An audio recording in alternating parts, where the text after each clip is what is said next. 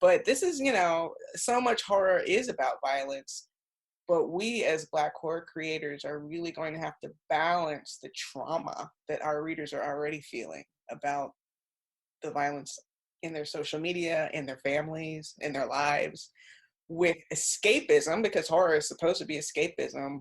But if it's too violent, if it's flagrantly sort of posing Black bodies and ways that we see them posed in our social media, that is not escapism anymore. So we have to really think about how to create horror, I think, in more thoughtful ways than the slasher model. Welcome to the Sci-Fi Sci, a podcast under the Believe Podcast Network about Black science fiction, Black fantasy, and staying on the same page in this marriage with Ben. Ben, thoughts? We just heard the voice of horror author Tanana Reeve-Dew, who's really going to just ground us in today's discussion. You found that quote. Yeah, well, I only listened to 3 podcasts, Nightlight, Imaginary Worlds, and The Geek's Guide to the Galaxy. And Nightlight is this amazing horror, Black horror podcast. Please go check it out. They feature a short story every week, I think every other week, and they do an interview with the author. And Tanana Reeve-Dew is one of the premier horror writers of this generation, and she also teaches like the Sunken Place class, or she teaches based on like Jordan Peele's work, and she's also in horror noir, which we've watched. I mean, she's everywhere. So yeah, please go check her out. Read one of her books, listen to this podcast, and that quote is, man, little did not listen to Tanana Reeve-Dew, because them is a whole hot mess. Yes, so welcome to episode 31 of the Sci-Fi Side. Today, if you didn't already know, we're going to be discussing the Amazon Prime TV series Them, directed by Little Marvin, produced and, co-signed by Lena Waithe, even though honestly she's getting dragged for the most part on the internet, on the TikToks, for her hand in this creative project. So yeah, Ben, why don't you talk a little bit about like why we chose this and what we thought it was going to be. Just so you know, there will be all the spoilers in this episode. We just want to say that off the top. Yeah, I mean, there really isn't a whole lot of like specifically Black horror by Black horror creators. So this seemed like a perfect opportunity for our podcast to watch. And going into this, I had read some reviews and they had called this degradation porn. Mm-hmm. And I went in with very low expectations. I also went in wanting to like it, like wanting it to win. Yeah. I don't know, what was your expectations going into this? I don't know. I had to take a deep breath because I'd seen the trailer. I had braced myself for like, oh, this is going to be some bullshit. But maybe I had hope that, this was going to be completely different from what this trailer represented. So I was like looking for the twists. So I went in saying like, the internet is dragging this. Everybody's judging this work, this body of art, before they actually know what it's going to be. So we're going to give this a chance, and we're going to hope that this goes well. And it happened. So one of the other podcasts I really like is Imaginary Worlds, and they did an episode called Horror as Healing, and they feature a horror director on there, and he sort of talks about how horror writers are often considered like degraded to begin with, yeah, and depraved, specifically slasher horror films. Can you just break down really quickly what slasher horror is? Because you had to sort of like guide me through that journey because I'm not a big horror buff. I mean, slasher is just people being murdered with sharp tools and tortured with sharp tools by some sort of entity. Deal with like horrific things, specifically horrific things happening to women. And horror, specifically slasher, looks at sort of things that oftentimes our society doesn't want to look at or address, whether it be like rape or murder of family or murder of children, I'm thinking about the new Halloween movie specifically, the 2018, and it starts with like this little boy being strangled and like having his head bashed against a car by Michael, and it's absolutely horrific. That whole movie is horrific, but critics loved that movie, and I think we have to be careful of like judging this show through the lens of like Jordan Peele, which was all the reviews people were comparing this Jordan Peele. And Well, to be fair, like you can't. There's a movie by Jordan Peele called Us, and then you created a movie that's horror called Them. So it's like if you don't want to be compared to Jordan Peele, like get a new name, ho. Like why would you choose that name and choose similar themes of like different versions of ourselves being possessed by darker versions of ourselves? So it's when people are saying like, well, these aren't two mutually exclusive things, it's like we didn't want it to be, but you made us make that connection in our brains because there are so few, like you said, Black horror directors and creators. yeah, that's fair. Or ones that have not got their opportunity to shine. You know, we are going to be discussing some like pretty disturbing scenes, so just trigger warning to anyone out there. I mean, let's get specific. Trigger warning, rape. Trigger warning, eye gouging. Trigger warning, lynching. Trigger warning, blackface. Like Infanticide. Infanticide. This whole experience was just one big trigger. Okay, so all right. There were some reviews that we also read calling for this to be removed from streaming services. Yeah, Ben's not a fan of that. No, absolutely not. So there's a long history under the specifically like Obscene Publication Acts, specifically the one in the UK, where there was a time of these video nasties where videos were being like pushed out of these horror films like I Spit on Your Grave and The Last House on the Left. And this podcast, one of the podcasts I really like, again, Imaginary World, sort of looks into all that. And it's nothing new for people wanting to like stop slasher horror films from coming about. And that's what Them really is. The more I thought about it, it's not like elevated horror like Us or Get Out. It's not that. Like Jordan Peele is just a master filmmaker to begin with. And he made it look effortless. Yeah, and he deals with like, Black experiences, specifically Black experiences in the U.S. So people think that if a Black creator creates about a horror film about Black experiences in the U.S., that it's going to be this super elevated thing, where in actuality it's just Black slash. Yeah, or it's like Jordan Peele's just going to be the standard for it, and everybody else is going to be like compared to him. Yeah, but I think any horror creator now who makes something should be compared to Jordan Peele. Like, I agree. Right? Because he's sort of... Also, Jordan Peele has been in the game for a really long time. He's been making things, not just horror, but film in general, for a very long time. Shorts and comedy and everything. So he knows his way around a camera that I think most people don't.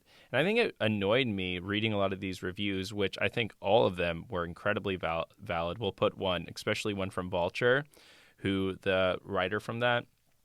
I went to follow her on Instagram after because I was like, I just want to live in your brain. The Vulture writer from The New Yorker, Angelica Jade Bastine, fellow Aries, fellow Chicagoan. You don't even know what Aries is. We don't even know the signs. We know what ours are, but go off. I'm just saying that if she ever listens to this, which I hope she does, and I would love for her to come on the podcast because I read a bunch of her articles and she is a horror fan. Like she knows horror. Yeah. Because I was reading things, I was like, oh, are these people like horror fans? You mean like Aries? I don't know. I guess people like to say signs or anyway, I don't know what an Aries is. Yeah, so Angelica is the shit. I would love for her to come on the show as a professional next time we do an actual good show. That she tore this up. And she had some really great points that we'll get into sort of at the end. But again, I read all this going into it. So my expectations for this were twofold. It was going to be just straight slash, and I could appreciate it on that level, or it was going to be truly awful, disturbing, and it should be removed from streaming services, which I watched it. I don't think it should be removed from streaming services. I don't think it's... Yeah, I agree with you. I mean, I've watched enough slasher horror to know that everything that this movie did to its black family and to the black characters in it were not new. Right. You know, it wasn't new. Well, that's the problem. It's sort of like, you remember last week or a couple weeks ago, you were saying when people submit short stories to Locust magazine and these science fiction magazines, there are these rules because we've seen it all. So that was a major problem for me. It's like, I've never seen black people being lynched and persecuted. What's that like? It's like, this showed us nothing new. So it's like, what did you really add to the narrative? Like, when I sit here and think about what was truly added, what did I gain from this that I didn't know about? I can't think of one thing. Yeah, parts of this felt like Texas Chainsaw Massacre meets, you know, racism. Right. 1950s racism. It's like, were there people out there that didn't know racism was violent and grotesque? Like, maybe this was for them? Or how many times we're going to say them during this podcast? Probably as many times as they said it during the TV series. I think, honestly, it's a slash. It's a slash. I'm going to call it black slash. It's black slash, which is centering black characters and blackness. But was it centered, though? That's probably something we should get into today, because I said time and time again, like, yeah, there was a black family, but there were several white characters.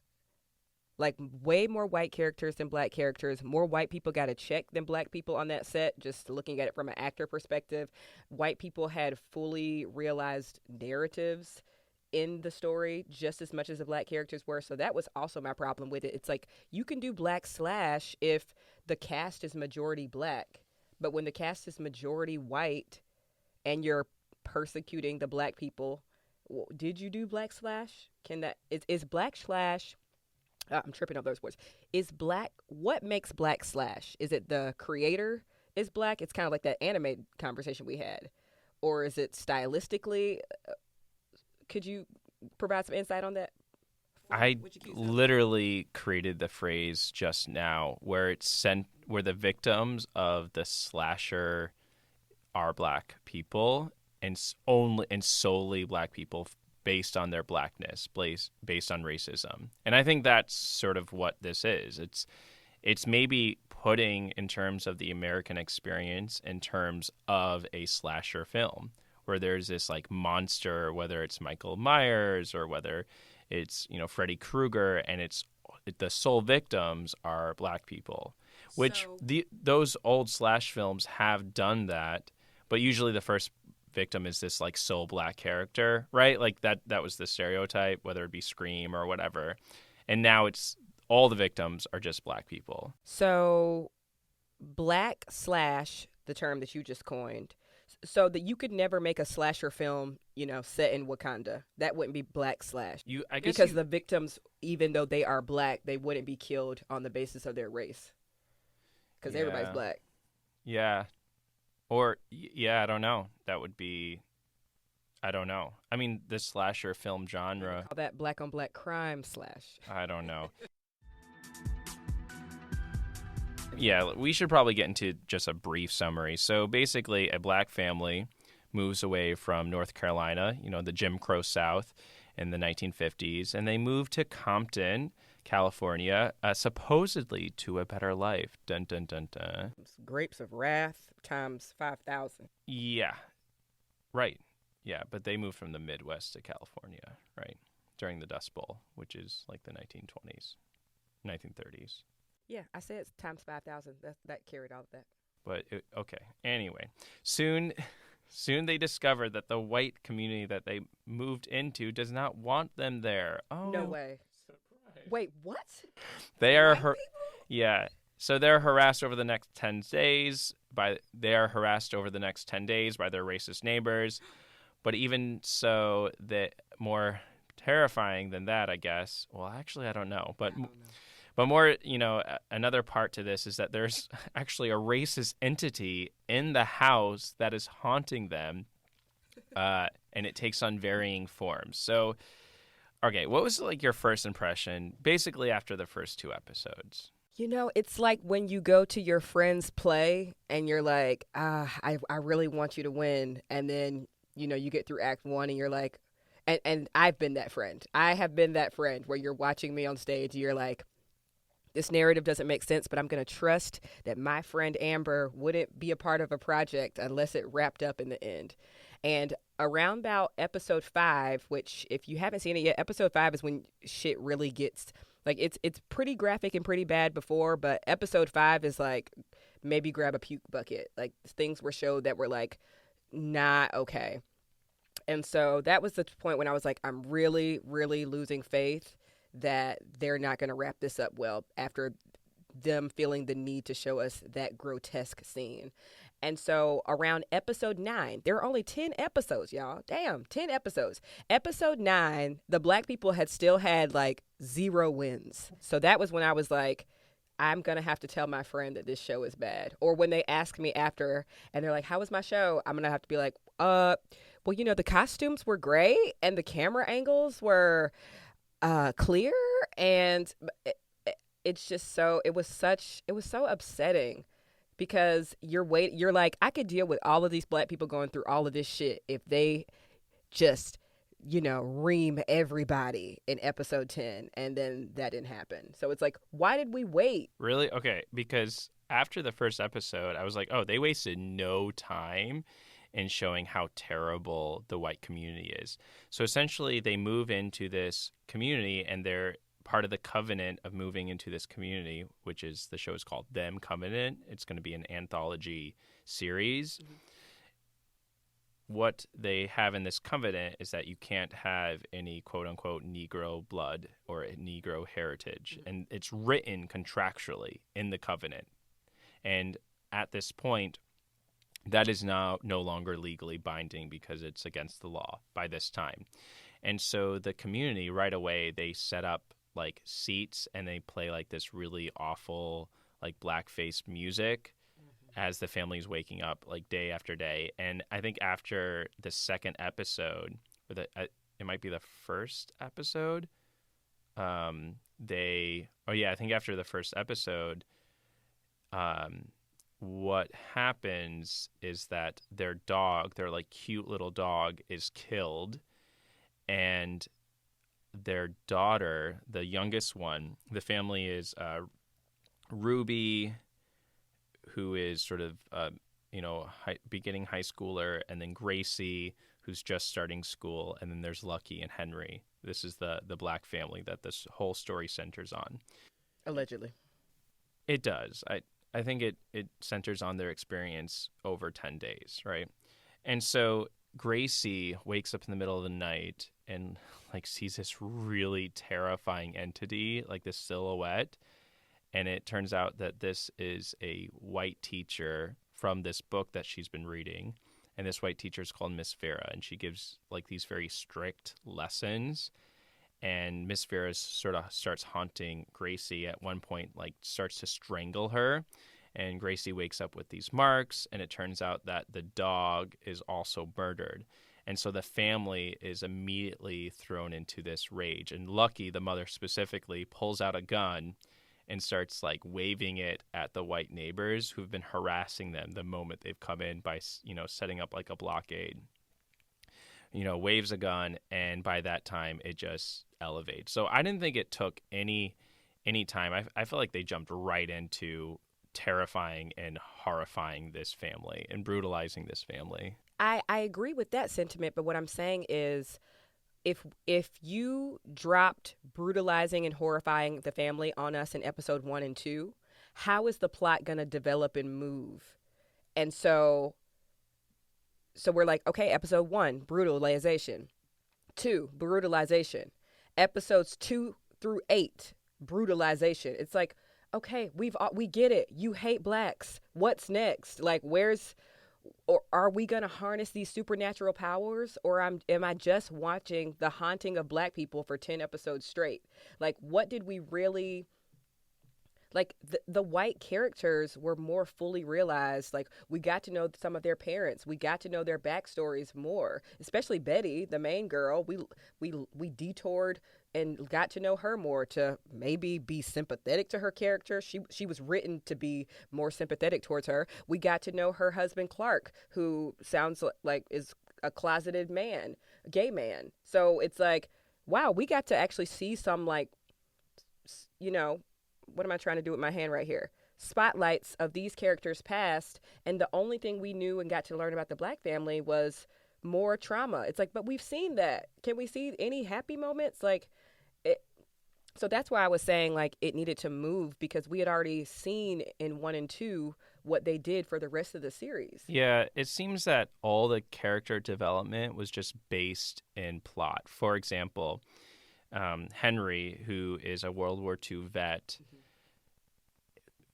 part of his service was being tested with mustard gas. And so when there's a flashback scene, it shows him being triggered by anything sweet, like any pie or any kind of pie. Like, he's immediately triggered, and either goes into a rage or goes into just like a fit of a fit of anxiety. And so we learned that about Henry.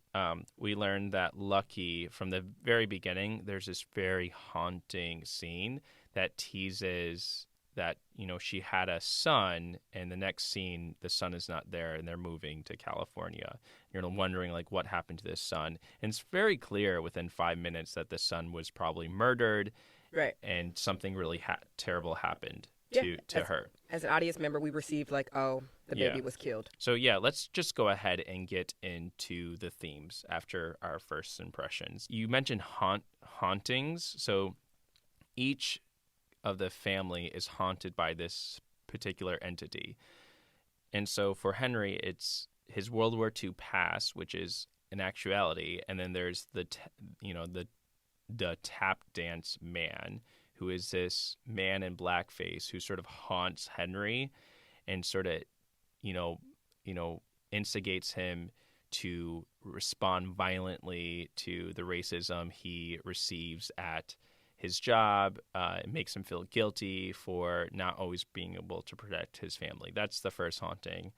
And then, what did you think about the tap dancing man? I will say that it was lost on me at first, and then when you sent me the podcast about how we use horror to heal and process our grief, I think that gave me a much better appreciation and a better lens for that. But I hate this notion that we are solely haunted by our demons, and it is to our detriment. Like, it was really refreshing in that Niecy Shaw Talk Like a Man series that we read, that a character was haunted, and there were times that figure that haunted them, like, helped and harmed. And so it feels just so one note, and it feels like we're vilifying these, like, spiritual and supernatural black elements when they solely are here to, like, wreak havoc on everything. So I was looking when I saw the blackface character, I was immediately, like, I wouldn't say triggered, but it's really hard to just constantly watch, blackface, like, just so and hear zippity doo dah and see dolls hanging with these, like, pronounced lips. Like, it's hard to look at those caricatures. And then as the show went on, I got desensitized to it, because I assumed maybe this demon character is going to help Henry, like, process his grief, and then, stand in it and do things that empower him. And none of that happened. So what was the moral of the story with the demon? Our demons haunt us, and they will eventually kill us. Like, was that the takeaway? No, and that's a big part of this is hauntings as a way of dealing with grief. And it did seem lost to me, particularly, the tap dance man. Did he really help Henry deal with his pie eating, fear? Like it just at Like, times what it seemed purpose did he serve? yeah, it almost seemed comedic, right? Like Yeah. that him being triggered by eating pie. And Yeah. there's this scene. I'm sorry. You shouldn't. Yeah, it's almost comedic. There's this scene where Lucky is also being haunted by the death of her child, which we find out her child is brutally murdered, and they show everything. Yeah, even though it was, even like, we're smarter than that as an audience. Like, we registered that the child was killed, and it was like little Marvin and Lena Waithe was like, no, you didn't. Let's show you how that black baby was murdered. It's like, why? Wait, why? Yeah, it's shown like very explicitly, and so because of that, the Black Hat Man is this other entity that's haunting Lucky, and it's not really clear who the Black Hat Man is until sort of the penultimate episode. But anyway, because of this haunting Lucky, at one point, why am I laughing? This is not funny.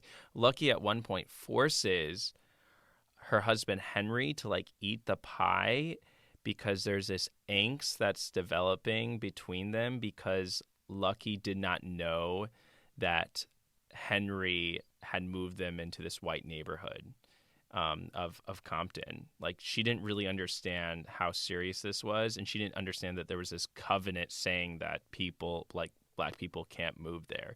And so she forces him to eat this pie in this like really horrific revenge scene. But it's not horrific because it becomes almost campy. It does, because, well, it's really fucked up at first, and then you get into like, damn, this is me forcing myself to eat a salad.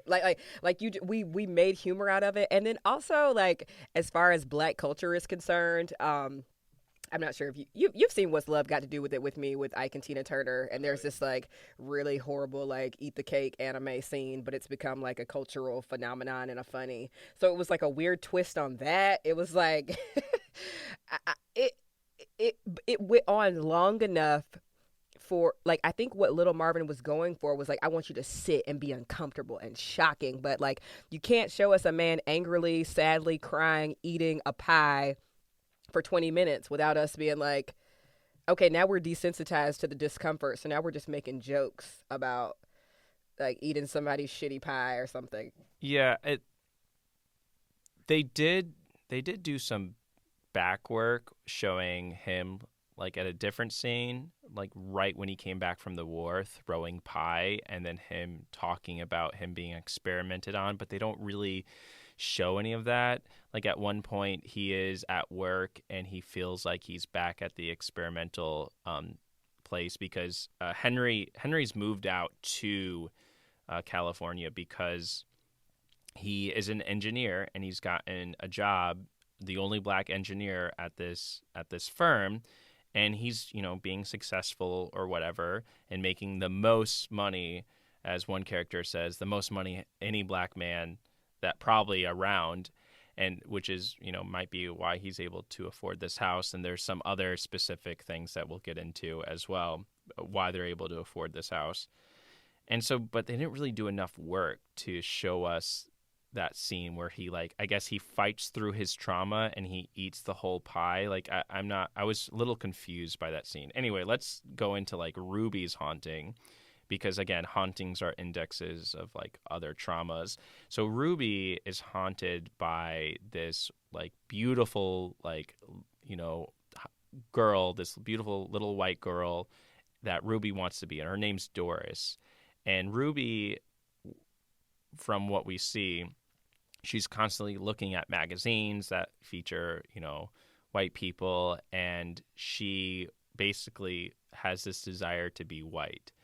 And that ultimately leads to one point where she like drenches herself in like white paint. Turns out that Doris, we're sort of teased to believe that Doris is an actual friend from her high school. It turns out Doris is just a ghost haunting her.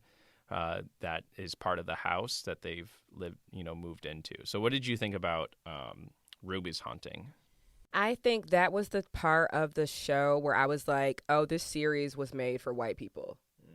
Because, we could go into ins and outs of like when this occurred, but we have all, as Black people and probably other marginalized groups, had a moment where we wanted to be white or wanted proximity to whiteness.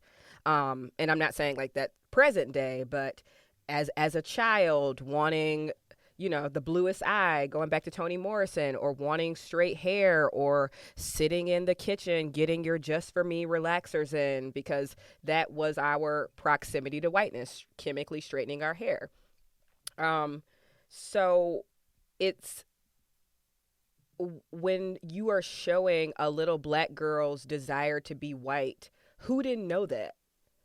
Is my question. Like, and we are all then in that moment forced to sort of, maybe this is a part of the grief processing. Maybe then we're all reinforced. We're all reminded to like think back to that time where we all wanted that, and that's hard to sit with. That, like, the first time a white teacher gave us the compliment and we felt like larger than life, that's hard to sit with.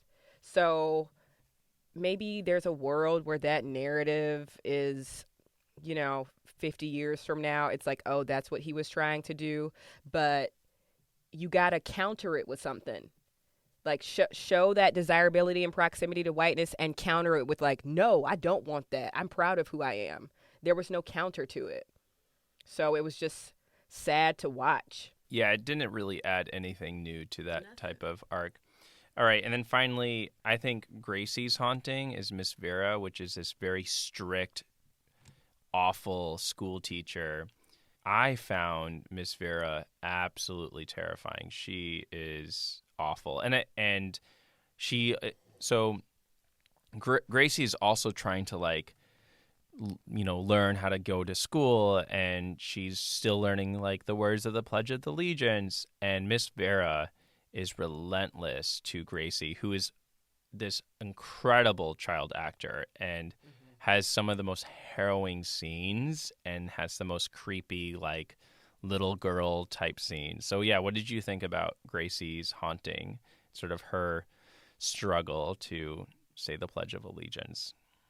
I as an actor, it's bittersweet, right? Because you're like, here's a little Black girl who is getting her moment in the spotlight, and she's gonna do well after this show. And I think that little girl is gonna grow up, and when she's a teenager, they're gonna ask her like, "What role do you regret doing?" And she's gonna say, "I regret them." Yeah. Because if you talk to any of these, if you talk to almost any older Black actor and ask them what you regret, Viola Davis, it's The Help. It's these roles that I had the talent that was bigger than being a maid and being brutalized in this way. She said that. Yes, she said that. What did you think of Gracie? Like, what was the narrative, and what did Gracie's character add to the narrative? So yeah, this is quite interesting. I have a book called I think it's like The Alternative Black Curriculum from like 1890 to 1940, and basically it deals with Black schools and what Black books were being taught, like these readers. So Gracie is using this reader to learn how to read for the first time, and it centers like white children and this white teacher who turns out to be this haunting of Miss Vera. And so the readers that were previously used in Black education centered Black people and centered Black experiences and Black writers. And so I feel like he was playing with that, but again, I did that work myself to make that connection, and I feel like he wasn't the creator. The creators weren't doing a clear job of Gracie sort of being one of the early students to integrate into white schools, and that integration into white education was this loss of Black writers and Black education. And they don't really make that clear though. They only don't. Yeah. Because you could sort of tell when we first meet her, she is, just visually the Ruby Bridges character of this, like, everybody knows who Ruby Bridges is. So this, I remember when this scene happened, and I remember you saying, well, what's the difference between Miss Vera in this story and Bopsy and Mopsy in Lovecraft Country? Well, I was thinking the Tap Dance Man. Oh, okay. Well, let's talk about that. If you've listened to our Lovecraft Country episode or watched Lovecraft Country, I think it's really nice to compare these two bodies of work because it's sci-fi and horror in some scenes. Again, a lot of writers are doing that. They're comparing Lovecraft Country, and there is a haunted house episode in Lovecraft Country, and one reviewer was like, "Oh, them took 10 episodes to do what."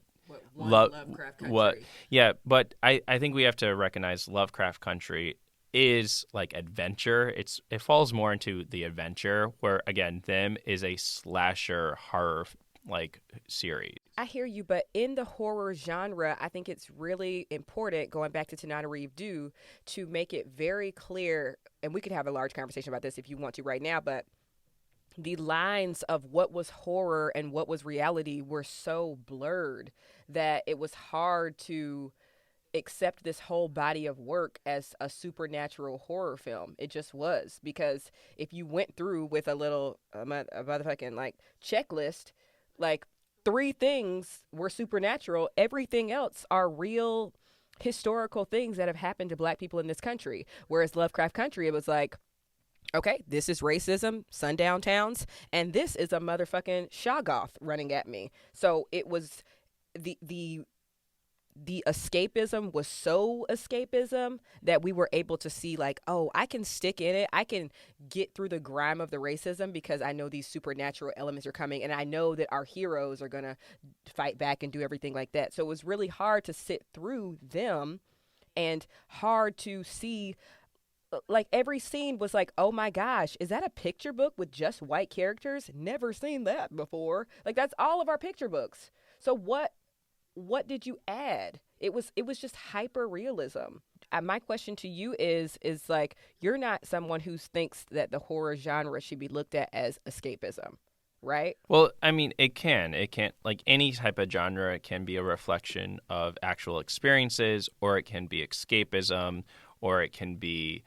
Do you think horror done well is escapism? I think it can work on both levels, right? Like, for example, Get Out. I mean, Get Out's. There's no. There's a tiny science fictional element to it. Like, you can't transfer brains into a body. Like that's not tiny. I mean, yeah, but most of the interactions, right? It's not like an alternate world or a far distant future world where we have flying cars and stuff. Right. The science fictional, it is science fiction, but most of the science fictional element we don't find out really until the last 10 minutes of the film, right? And there are characters who have had that done to them, that brain switch, and it's teased in there. But most of the interactions is like this slow build. But we got those moments of like, and now we're in the sunken place. So now this is like, I don't think everything that was supernatural happened in the last 10 minutes. We got the moments with the maid. We got the moments with the guy running across the yard. Like, we got these little teas like that held us on just enough. And I think this movie, didn't give us anything supernatural. They gave us 1 minute of supernatural element per episode, which frustrated. Hey folks, Amber here. Before we get back to honestly bashing this show, we just want to celebrate listeners like you. So I'm going to start reading these Apple Podcast ratings. This one's from Deanna B 415. This podcast is gold. I struggle to find friends my age to have conversations about content. This podcast feels like I'm in a book club with friends. It's the highlight of my week. The commentary on society and culture is honest, thought-provoking, and funny. And I'm inspired to read and watch everything Amber and Ben have mentioned in the podcast so far, and look forward to following them on this podcast journey. So thank you, Deanna B. You know I love you, girl. Everybody else, keep those ratings coming. And now let's get back to the show. Yeah. Well, yeah, one of the other big themes they deal with this is HOAs, or like neighborhood watch groups. And how supernatural. Right. No, that isn't. That goes into your whole theme of really, I think the most horrific thing that happens is these HOA meetings where everybody from this community comes together and they sort of like try to discover ways to get rid of this family. And there are multiple scenes of this where Allison Pill, who plays Betty, the most creepy, pastel wearing, 1950s housewife. There's great scenes where I can't really differentiate between all the different men and all the different white women. There's like a lot of white men, a lot of white women from this community. There's as you said, way more white actors than black actors. And there's a bunch of scenes where they're like the men are drinking beer in a garage trying to discuss how we can get rid of insert every single racial epithet, like racist epithet here. Yep. And then the women sitting down and sort of eating pie. I think they're eating lemon meringue pie. And just right, perfect. And they're discussing, how can we get rid of them? And there's this harrowing scene where Betty, played by Alison Pill, says, they must have come from someplace worse to here because they've already, sat outside, played racist music, and sort of done things to harass them. And so Alison Pill says, well, I should say Betty because that's her character. Alison Pill is a great person from she's racist as well. Go ahead. No, I think she's from Star Trek Picard and Dev, so she's been in the science fiction speculative genre game for a while, especially for the past couple of years. Also in Scott Pilgrim vs. the World. Huge fan of Alison Pill. Suck a dick, Ben. Okay, so Betty says, we have to make this place worse for them. And I felt like those scenes worked for me, like those HOA and those neighborhood watch meetings. I was like, oh, this is something that... What you mean they worked for you? They work to, like, create, oh, these are terrible, like, awful people. And also it normalized what these meetings were happening back then. And I think it sort of fascinated me because you get this... So you get this one side where you get Jim Crow South, like white, inbred people who, they rape Lucky and they murder her child. Like horrific, awful. That happened, right? We know that happened. It's well documented. And then you move to these like HOA neighborhood watch group where a lot of these men coming from the GI Bill, or, they're blue collar, so they're working for these big companies. They're making a decent amount of money. And there's this HOA meeting where they are hesitant to do something like really horrific to this black family because they are, they have a family, they have kids. And so there's this level of hesitancy of, ramping it up. And Betty convinces them to do that. But at one point, someone calls out, like, do you want us to get arrested? Right. Mm-hmm. And I think those scenes sort of teased it out that, like, that there's this Jim Crow racism, and then there's like nice white complicit. And then there's this like racism. But it's not complicit because they were doing things. They were doing things, but it was like, I'm going to, sitting out someone's, at one point they set up all the desks, as I was saying, and play this music. Doing that is harassment. That is awful. And the fact that these people in these HOA meetings and neighborhood watch groups think that they're protecting their community, think that they're not as worse as a rapist, and all of that is so, I thought was like fairly poignant, and I felt like was a powerful scene. I mean, I agree with you, but what counters that is the question on the table. Nothing. Like, I have witnessed horrible board meetings with racist parents. Like, from not so much from the schools that I've worked in here in Chicago, even though I'm sure that happens, but just because my mom was a principal, so sometimes I would go with her to these meetings and just play with a doll in the corner, and parents said fucked up shit, and she was a black woman principal, and they're saying it to her face. So it's just like, we're going back to why the series needed a greater reason to be, because if you were a black person, none of this is new to you. Even the information bits about, like, this is what was known as the Great Migration. Maybe it's because, we are educated millennials, but it's like, who didn't fucking get that? Yeah, well, and that's what this Vulture article points out, as you're saying, is that this show seemed to be written for, like, white folk because, people people, black people know about the Great Migration, but even more so, what I think has been pointed out about this show already, we'll put the link in, is that the idea that this happened in the 50s without a reflection of the 2020s, because these kind of racist board meetings are still happening, right? There's still board meetings like this, like the HOA meeting that we witnessed in this, that are still happening. But one of the reviewers that we read said, this scene or this whole series tends to distance the racism of the present. And I was like, I don't know if I completely agree with that, but I see what you're going here. It creates it as if this is so far because of the way the cameras are shot, the beauty of it. Like there's this pastel coloration. There's these they call them like split diopter shots where they split the screen and they show two people. The way it's shot seems so very distant. Tarantino and Hitchcock. Yeah, and right. Can I say something else about that before we get into some more really like concrete size?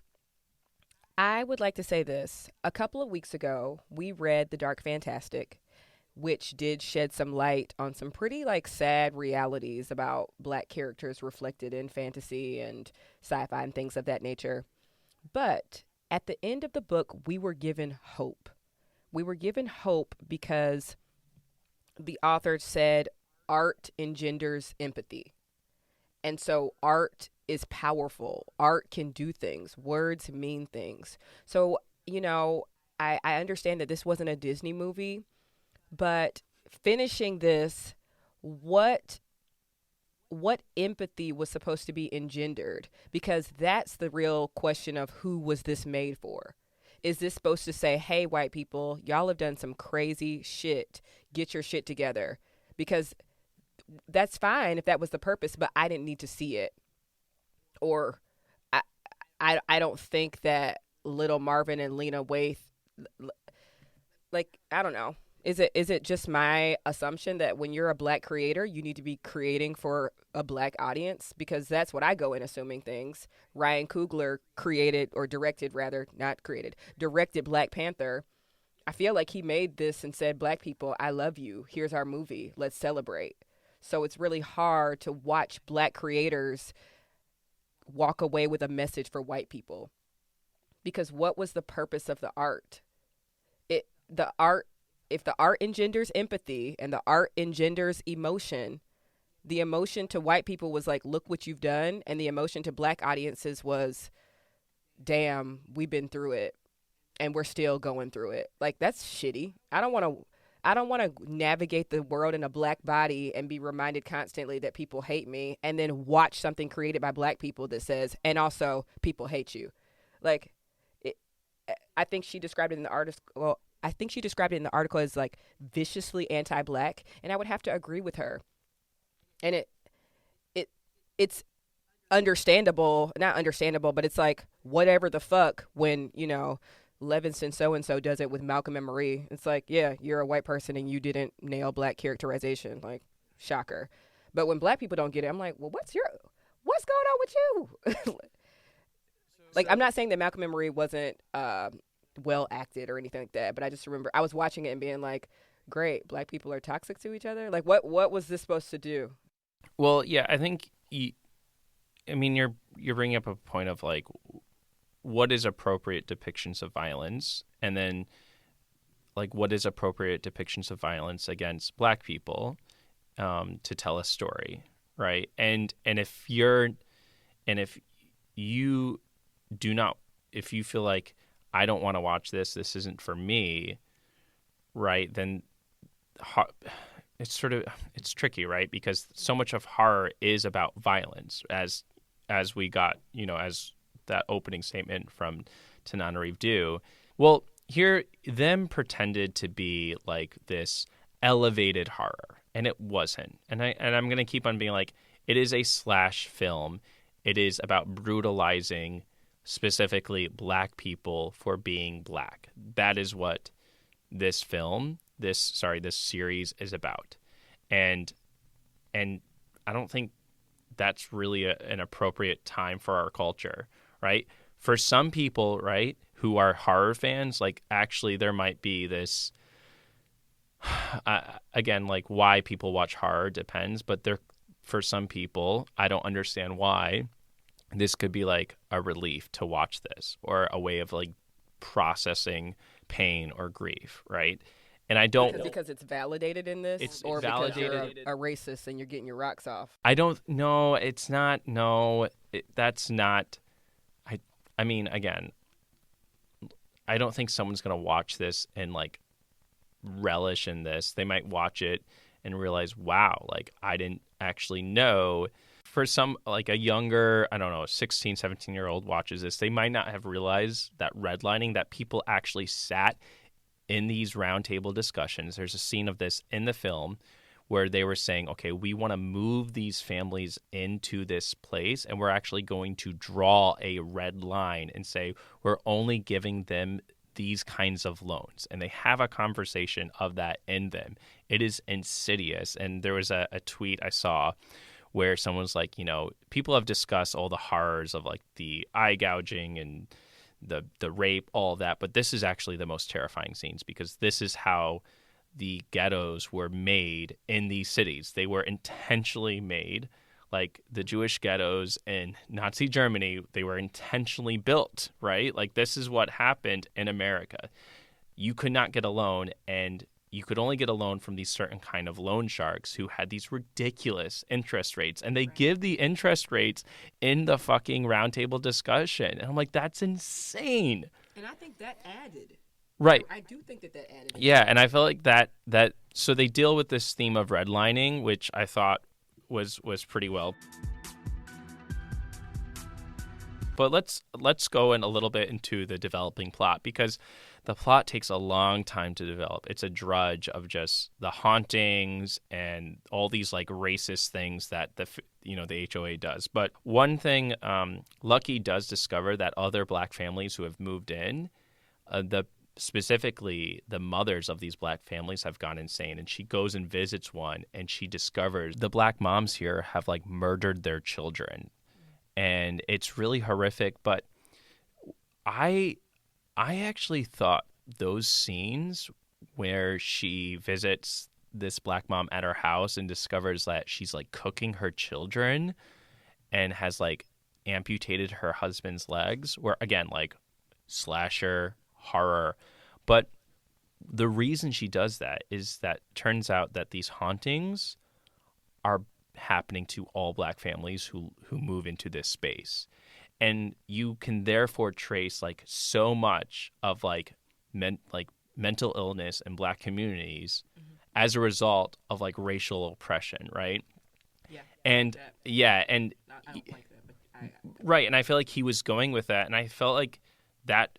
But to get to those moments, you have to deal with like so much horrific, traumatizing scenes. Like there was ways he could have made this without being so explicit and graphic. And I feel like the explicit and graphicness did nothing to this besides like traumatize watchers. Like this film is, again, this series is, this series is only for people who've watched slash films, know the horror genre, and are like desensitized, or they're not going, maybe for whatever reason, they're not going to be triggered. Like, okay, so white, this is like for a white viewing audience for the most part.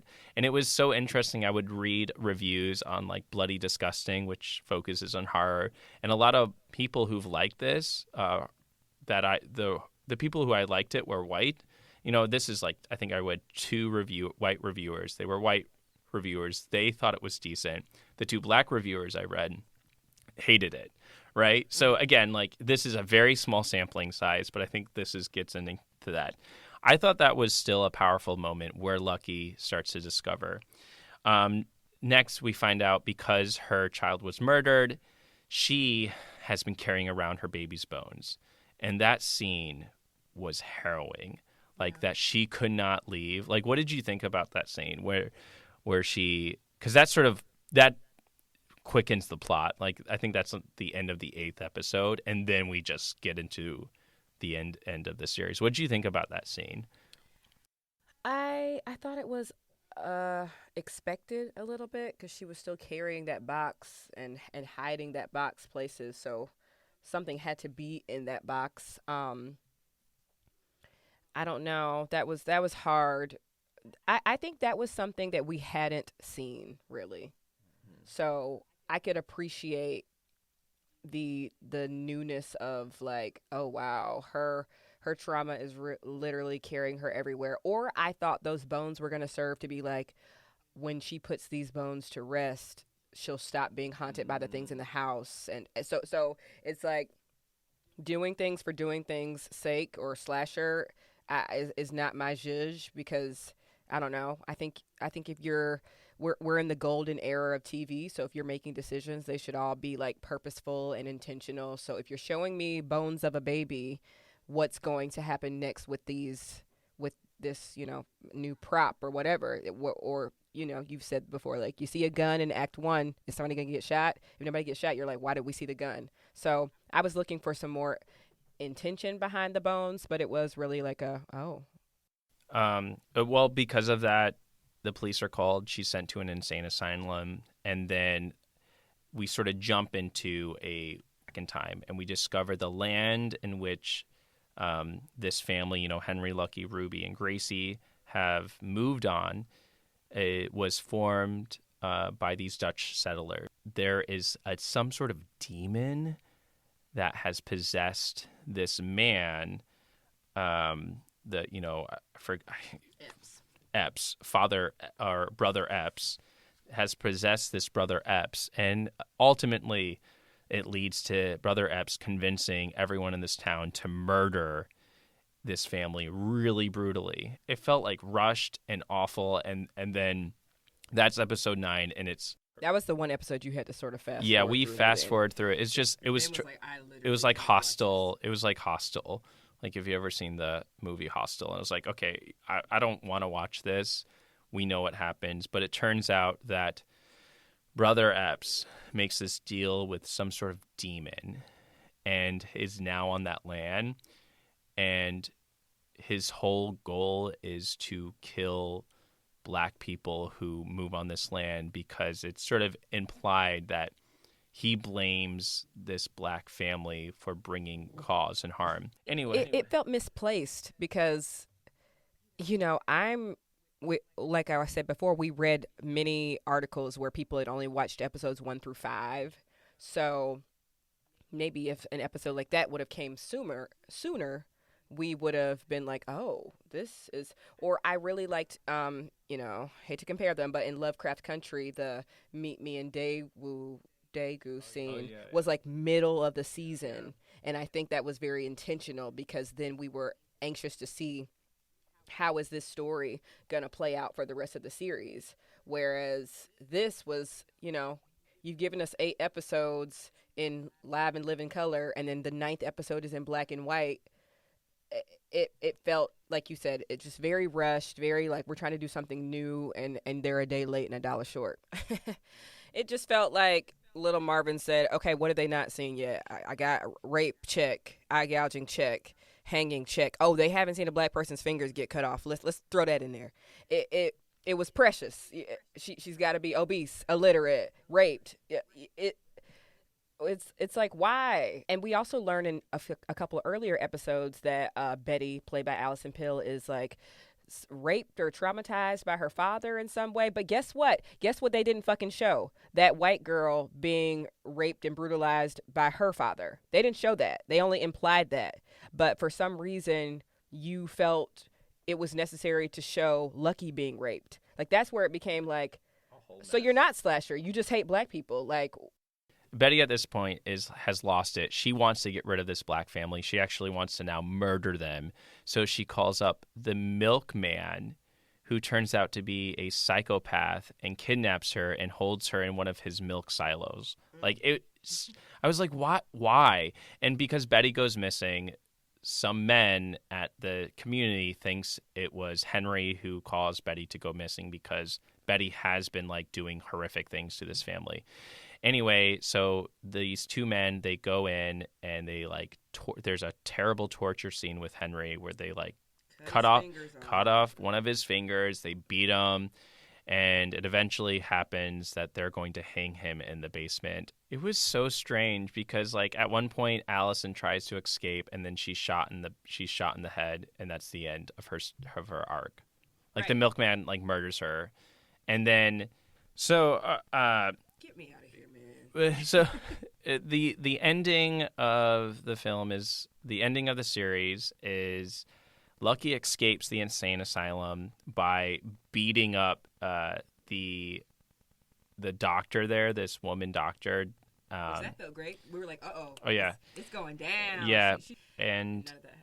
and she goes in, and it turns out she also has some sort of, like, magical power because she's being haunted. Anyway, she goes in, breaks into the house, and at this point, the men from the house have been, like, because of a Ruby at killing one of them. Ruby kills one of them. The child kills one, and then the father shoots one in the leg, and he runs away, lets him go, and now they're all locked in the house being tormented. So after they're tormented by the two white men, then they start getting tormented again really horrifically by the ghosts of the house, or the demons from the house. Lucky comes in, she saves all of them, and then they step outside of the house, and there are policemen waiting to arrest all of them, and that's the end. Fade to black. So they're probably dead. Yeah. Oh, yeah. They die. They're shot and killed because Ruby kills a white man, axes him in the back, and Henry shoots the leg off. Shoots the leg off of one of them, and Lucky beat the shit out of a doctor. So the lesson of the day is Black people who stand up for themselves will eventually be killed. Black people who don't stand up for themselves will eventually be killed. So I don't want to watch that on my free time, on my day off. Oh, Ben. Why don't you warp up the show, Ben? In conclusion, them suffers from what I'm going to term as the precious effect, which is when Black characters are made to suffer and their sufferings are compounded for the sake of suffering and not to, move the plot along or to, develop character. So skip them and rewatch Get Out and Us and Lovecraft Country, and go ahead and support us on Patreon if you want this to continue, because trust me, we will continue this. Thanks, Ben. Thank you so much for listening to another episode of the Sci-Fi Sci. We will be doing some reading next week for episode 32. We are reading N.K. Jemison's The City We Became. We have got recommendations about this. Shout out to Natalie Kalich, and we cannot wait to finish this incredible book. It's a little bit long, so be sure to pick up this book or listen to an audiobook, and we will see y'all next week for the show. Bye, y'all.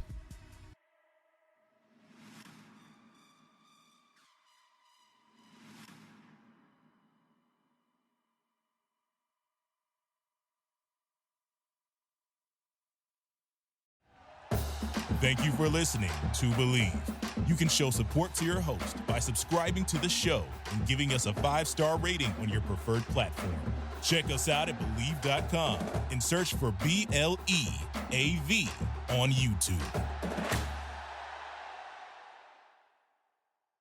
What is up, Astros fans? This is Jeff Balke and my partner, former Astro Jeff Blum from the Believe in Astros podcast to tell you baseball is back, and we've got your world champion Houston Astros covered. Every week we go inside the clubhouse, break down the games, discuss the players, and give you everything you need to know about the Houston Astros baseball organization, with special guests and a few surprises all summer and into the postseason. So tune in to the Believe in Astros podcast. That's BLEAV on Apple, Spotify, YouTube, and everywhere you get your podcasts. Go Astros.